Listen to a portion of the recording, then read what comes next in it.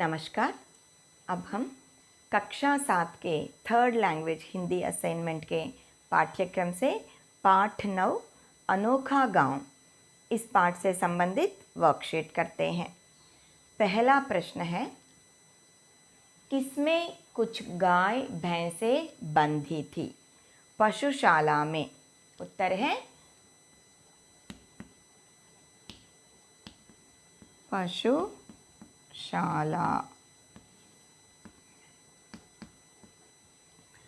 गाय यानी कि काउस, भैंस बफेलो, पशुशाला का मतलब है काउ शेड। निखिल हरदेव अपने चाचा जी का बेटा हरदेव के साथ खेतों और क्यारियों में घूमकर जब घर लौट रहा है तो एक पशुशाला देखता है जिसमें गाय और भैंसें बंधी थी। पशु और भैंसों का संरक्षण करने की जगह को पशुशाला कहते हैं।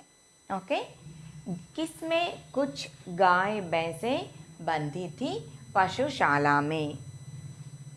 प्रश्न 2, किसकी बेल पेड़ से लिपटी थी?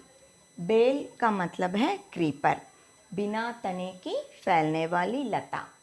ओके, कौन सी लता यहाँ? लौकी।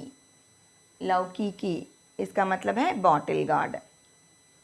किसकी बेल पेड़ से लिपटी थी? बेल यानी कि क्रीपर, वह पेड़ से लिपटी थी। It is spreaded on the tree. What kind of creeper it is?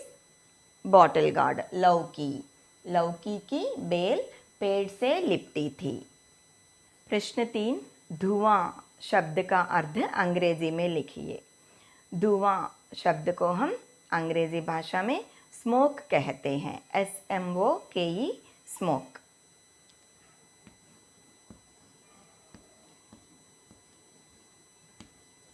धुआं शब्द को हम अंग्रेजी भाषा में स्मोक कहते हैं।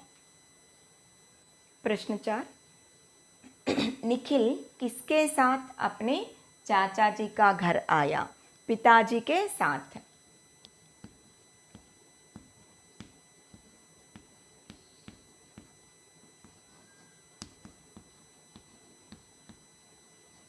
पिताजी के साथ अपने चाचा जी का घर आया। निखिल चेन्नई में रहता है और अपने चाचा जी के घर जाता है। और किसके साथ जाता है? अपने पिताजी के साथ, विथ हिज फादर। सुगंध शब्द का अर्थ अंग्रेजी में लिखिए। फ्रैग्रेंस, FRAGRANCE,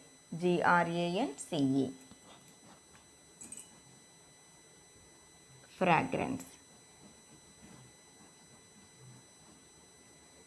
सुगंध यानी कि खुशबू, इंग्लिश में इसे हम फ्रैग्रेंस कहते हैं। सुगंध शब्द का अर्थ अंग्रेजी में लिखिए फ्रैग्रेंस। प्रश्न 6, निखिल को किसकी सौंधी सुगंध अच्छी लग रही है? मिट्टी।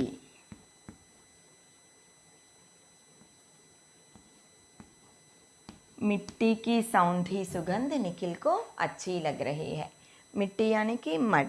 मिट्टी से जो खुशबू आ रही है वह निखिल को बहुत अच्छी लग रही है।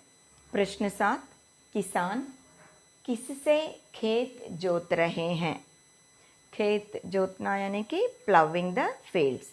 किससे खेत जोत रहे हैं? ट्रैक्टर और हल से। ट्रैक्टर, आइए कैसे लिखना है हम सीखते हैं। ट, इसके नीचे आधा रा ऐसे लिखना है और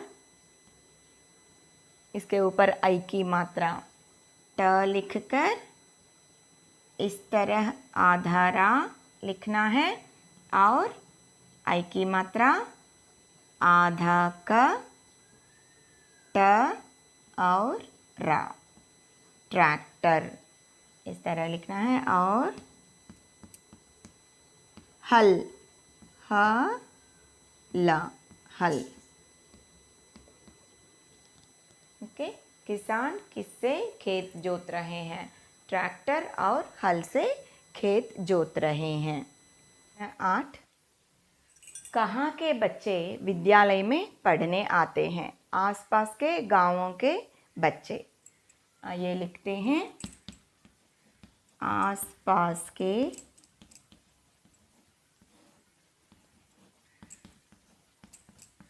गांवों के बच्चे।